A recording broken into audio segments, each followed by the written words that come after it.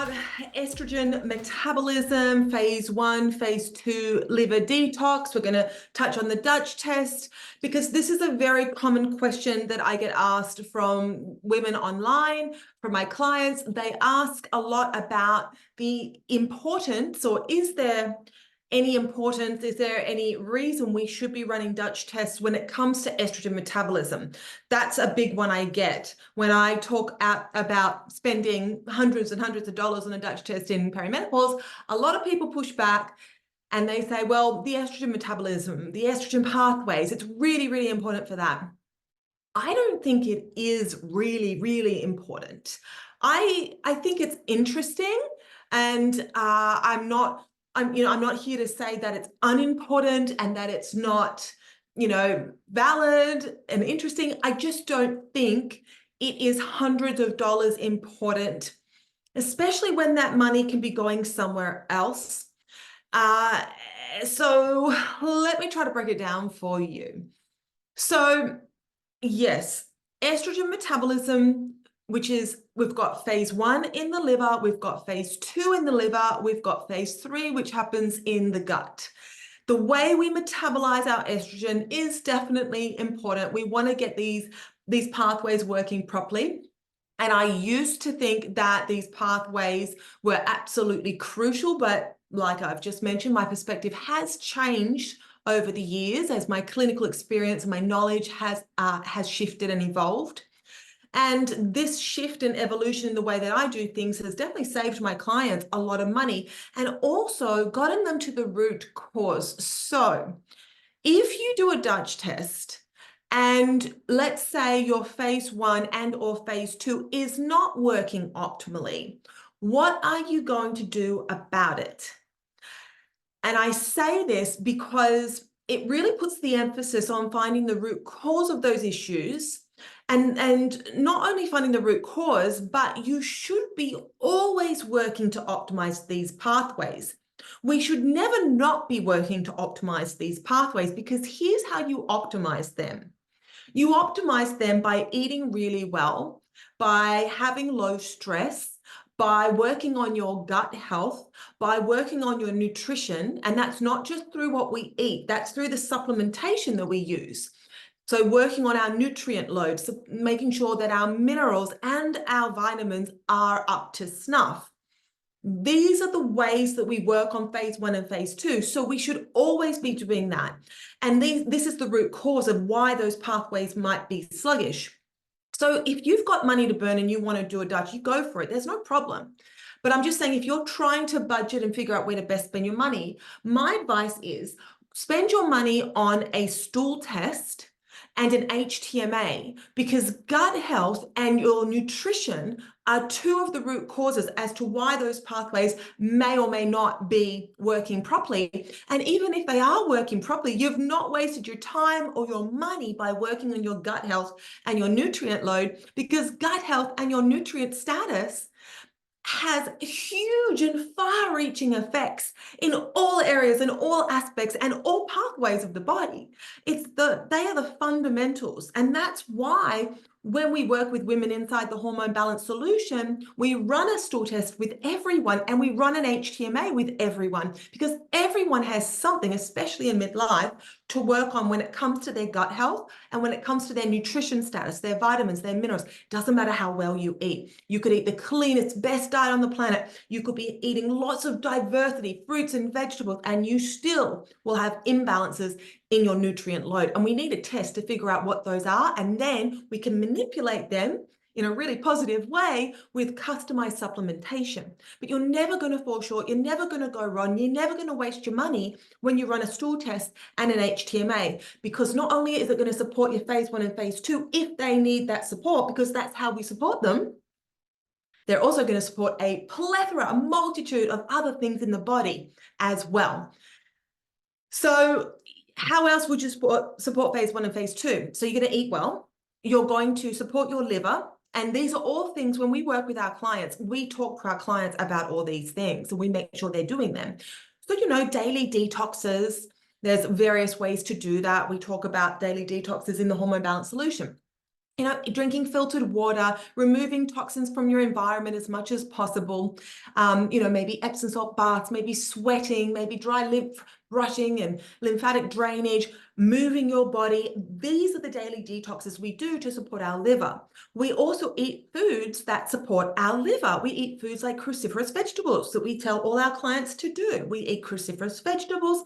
We try to get bitter foods into our diet, which a lot of us don't have. So we really emphasize bitter foods. There's specific types of foods that can support the liver, beets and artichoke and ginger and all these kind of things, and garlic, right? These things are things we should do no matter what a Dutch test says. So we support the liver, we support detoxification, regardless of a Dutch, because that's important for the pathways and everything else, right? We've got to support the liver, no matter, even if a Dutch says your liver pathways are good, we've still got to support your liver, right? Don't drink a lot of alcohol, don't eat a lot of processed foods.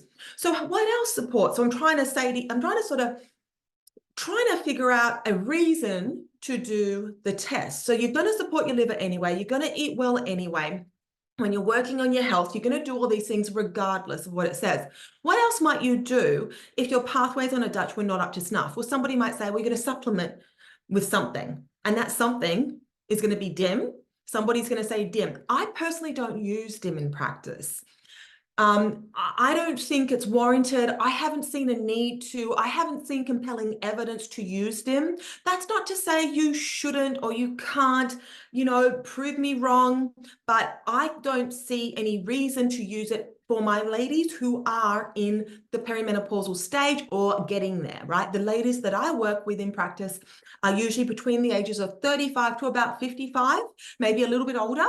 They're not the age group that I think we should be utilizing DIM in, because what I have seen in my clinical experience is I have seen people robbing Peter to pay Paul. So they'll use DIM for one symptom, but then a bunch of other low estrogen symptoms will pop up. And I've seen this more than a couple of times in practice. And typically, perimenopause, midlife, is a time when our estrogen is starting to decline. It's not a time when we want to do anything that's going to decline it more, right? So I'm not a fan of DIM. So again, the argument of, well, we might use DIM if the pathways aren't right. I'm not a fan of that argument. I don't think, still, it doesn't warrant the hundreds of dollars on the test.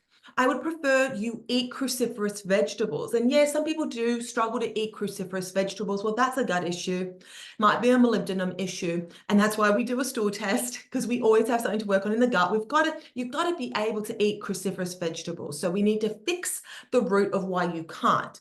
So then another person might say, well, we run the Dutch to see methylation, right? Phase 2. That's not your methylation.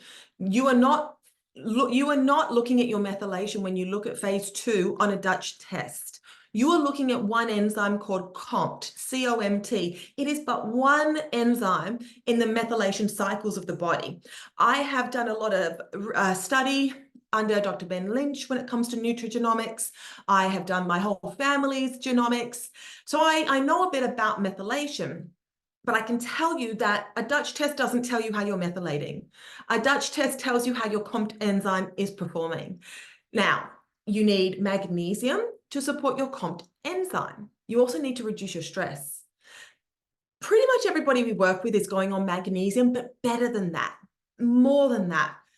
When it comes to magnesium, it's a mineral, right? Minerals play off each other. They're either buddies and they hold each other's hands and guide them to certain places in the body. For example, magnesium performs about 600 enzymatic processes in the body, but it needs to be inside the cell, and it needs some buddies to hold its hand to guide it into the cell. So if you're just taking magnesium, you might not be getting magnesium exactly to where it needs to be. So we look at the HTMA test. That's where our clients spend their money, is on an HTMA test. And so we can see if you do have a magnesium deficiency, we are going to put you on magnesium, but we're also going to make sure you've got all of magnesium's friends in there as well, so that that magnesium actually gets into the cell, right? So I sort of went one up from the Dutch. You need magnesium to support your COMT enzyme. Yeah, but you also might need boron, and you also need to balance that magnesium with calcium, and you also need to balance it with potassium, and So we also need to reduce stress when it comes to COMT. And listen, we could go into COMT. There's a bunch of other things as well. But honestly, when it comes to phase 2, it's really about getting the liver health right, which we've spoken about, and getting your nutrients right, which we've spoken about now. This is vital, and it's the gut. Okay, so when it comes to, I just want to just back up for a second. So like I said, the Dutch looks at your COMT enzyme, right? One little SNP, one little genetic enzyme in the methylation pathway. But people get so fixated on, we've got to run the Dutch test because we've got to see the pathways, we've got to see the COMT enzyme, the methylation, and they don't understand that methylation is so much more than COMT. They don't see the bigger picture here. We need folate, we need B12, we need other things in nutrients to support the methylation pathways working properly. We've got to zoom out and take a broader view here, or we will miss things. There's a lot of biological pathways in the body, tons, I don't know, billions, maybe millions, I don't know how many there are. But what makes them run? Nutrients make them run. Nutrients, amino acids, vitamins, minerals. So those are the things we need to fixate on, not what a Dutch hormone test tells us about a COMT enzyme. And we should always be fixating on nutrients because they run the body, regardless of what a Dutch test says. So you're always going to be working on COMT, is what I'm saying. When you work with us, you'll always work on your COMT. Even if it doesn't need work, you'll be working on it because it's such an important, methylation is so important in general, in the whole. So gut health. Gut health is critically important to these pathways. When it comes to the liver, one of the things that will make or break your liver, one of the things that can impact whether you even get non-alcoholic fatty liver disease is your gut health. Because what happens in your gut can spill out over into the bloodstream, and then it needs to go through the portal vein to the liver in order to get detoxified. So what happens in your gut can burden and put pressure on your liver. So if you've gone and run a Dutch test and now you don't have money for a stool test, you really have put the cart before the horse. Because now you have a piece of paper which says your enzymes aren't working properly, and your practitioner's gone, if they're aware of this, they've gone, well, we need to now do a stool test to figure out why they're not working properly. And you've gone, well, I can't. I just spent hundreds and hundreds of dollars on a Dutch test. Don't worry about the Dutch, because your gut health, you're never going to waste time. You're never going to waste money doing a stool test. To me, this makes perfect sense. So even if your gut is not impacting your liver, you are never going to waste your money working on gut, because the gut is so critical to every single aspect of your health, whether you have anxiety, whether you have hair loss, whether you have weight gain, whether you have aches and pains, whether you have fatigue, whether you have hormonal disturbances, thyroid issues, whether you have GI symptoms, skin issues, your gut is playing a role and must be addressed. So if you do have liver problems, they will get indirectly addressed when you work on your gut health.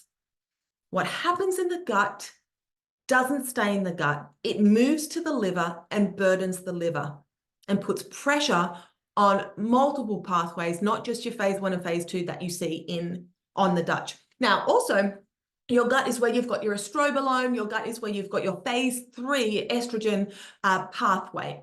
So you need to make sure that phase 3 is working optimally. And so that comes down to gut health. You have to reduce your beta-glucuronidase, which is part of that phase 3 metabolism of estrogen, and that all happens in the gut.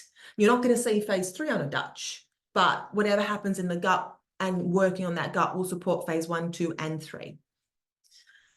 So gut plays a major role in processing and detoxifying. Liver plays a major role in processing and detoxifying whatever comes from the gut. And also remember, you don't have to have GI symptoms to have gut issues. Listen, as we age too, the gut ages. And like I said before, I primarily work with midlife women.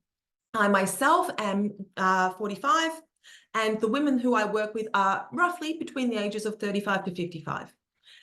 As we age, our gut ages. As we age, inflammation increases. There is such a term as inflammaging, and your gut is either accelerating that inflammation or reducing that inflammation. And if you haven't yet run a stool test and you're in your 40s, it is time. You need to be running stool tests every single year and just tweaking, optimizing whatever's going on in there to keep that inflammation low.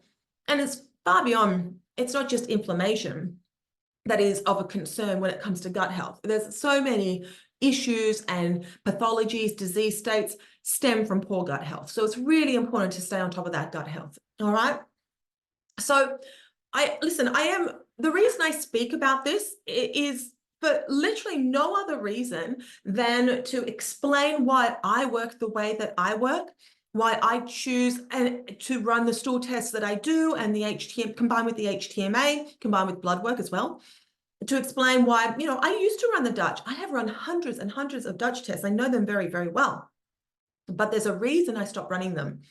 Listen, if you want one, I'll get you one, but I don't remember the last time I ordered one, because I truly will never, ever sell my clients on anything that I do not think is truly very beneficial for them, because I know that this functional medicine world can be really blooming expensive. I get it. I have the cupboard of supplements.